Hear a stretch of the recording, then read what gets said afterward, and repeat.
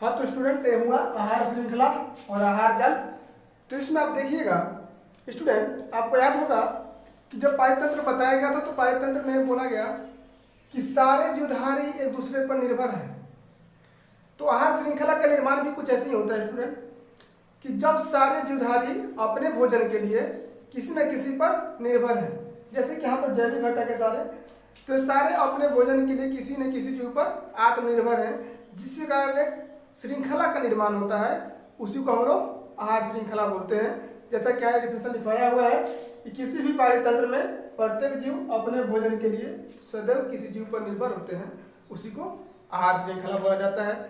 जैसे कि एक वन ले लीजिए, वन में क्या होता है, सबसे पहले प्रोड्यूसर यानी कि उत्पादक आएंगे। उत्पादक कौन है? वहाँ पर पेड़ पौधे हैं। पेड़ पौधों को कौन खाएगा? हिरन या जो भी शाकाहारी जीव है वो खाएंगे, और शाकाहारी जीव को अपना मांसाहारी जीव बना लेते हैं।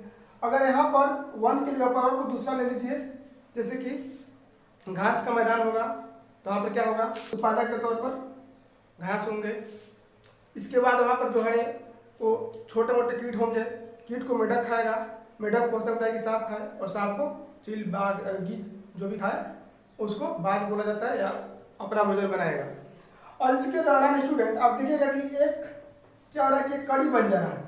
एक ये हो गया, एक ये हो गया और एक ये हो गया, यानी कि 2-3 स्तर अलग अलग निर्माण हुए। तो यही आहार श्रृंखला के दौरान जो कड़ी या स्तर का निर्माण होता है उसी को तो बोला जाता है पोषी स्तर या ट्रॉपिक लेवल भी बोला जाता है। जैसे कि यहाँ पर 3 पोषी स्तर है, 1, 2 और 3।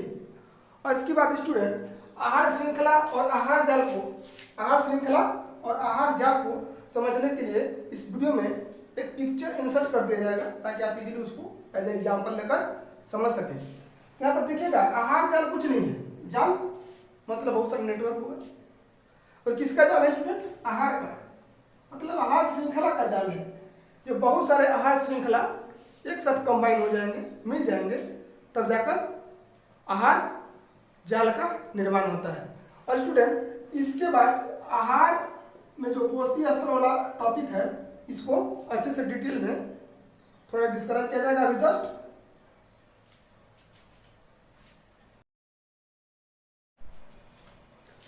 हाँ तो स्टूडेंट यह हुआ आपका पोषी स्तर का एक संक्षिप्त में विवरण दिया हुआ है। यहाँ पर आप देखिएगा स्टूडेंट कि ये भी प्रकार का आहार श्रृंखला है।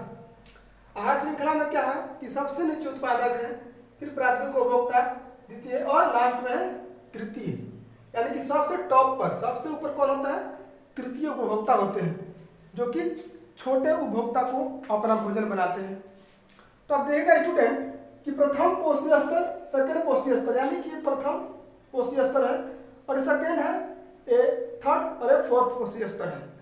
तो प्रथम पोषी स्तर में कौन होता है और सेकेंड में कौन होता है, आप 1 बाय 1 करके समझिएगा।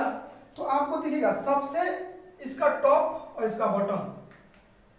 स्टूडेंट इसका भी एक मतलब है कि सबसे ऊपर ऐसा क्यों है और इसका बेस ज्यादा चौड़ा क्यों है।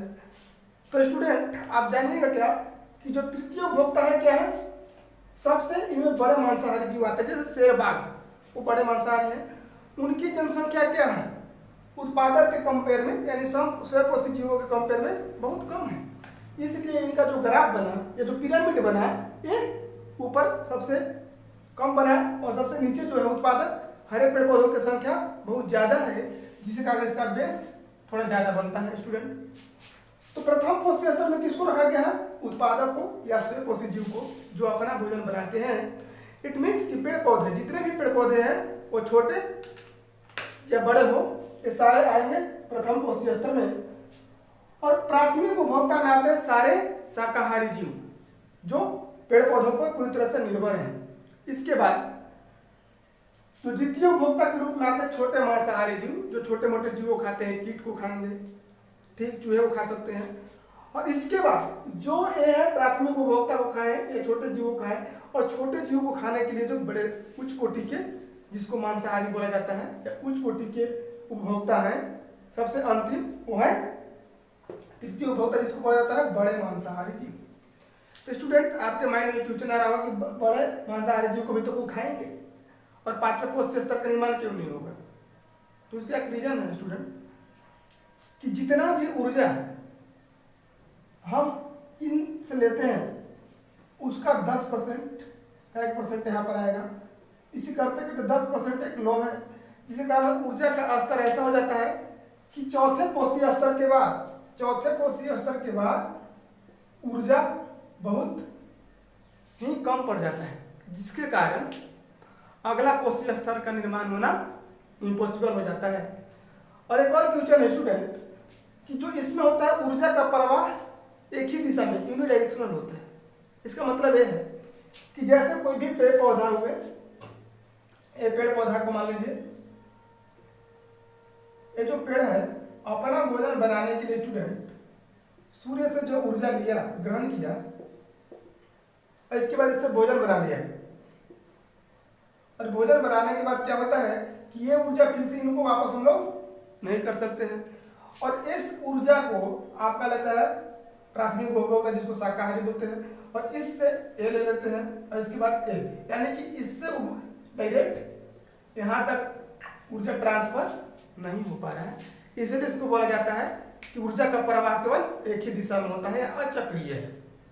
और स्टूडेंट आपको याद होगा कि विभिन्न प्रकार के जो हम लोग फूड वैरायटी खा रहे हैं, आहार खा रहे हैं, तो उससे कुछ न कुछ हानियां हैं या फायदे हैं, ये सारे हर चीज का पहलू होता है। तो स्टूडेंट आप देखिएगा कि जैविक आवर्धन एक मोस्ट इंपॉर्टेंट थिंग है, इसको आपको याद कर लेना है।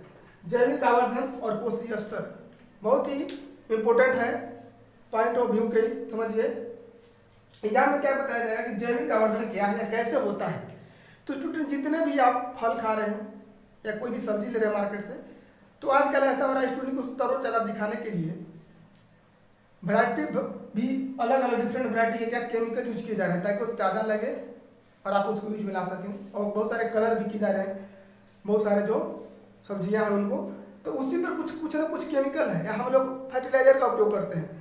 तो उसके थ्रू, पेड़ के जड़ के थ्रू क्या होता है कि ये धीरे धीरे केमिकल हमारे फल में आ जाते हैं, या कुछ फल पर जो भी छिड़काव होता है कीटनाशी कीटनाशी उस पर दवा मारते हैं, तो कहीं ना कहीं उस फल में आकर संतुष्ट हो जाते हैं, इकट्ठा हो जाते हैं, और धीरे धीरे हम लोग उसको आहार मिलाते हैं, और थोड़ा थोड़ा मात्रा कर करके एक दिन ऐसा आता है कि हमारे स्टमक में, हमारे आमाशय में, हमारे शरीर में एक ज़्यादा मात्रा में एकत्रित हो जाता है, और इस तरह से हमारे शरीर को हानिकारक पदार्थ जो मिलते हैं, जिससे मेरा जो भी एक्टिविटी है, साइकिल है, बायोलॉजिकल साइकिल, और डिस्टर्ब हो जाता है, और कुछ न कुछ बीमारियां से हम लोग ग्रस्त हो जाते हैं।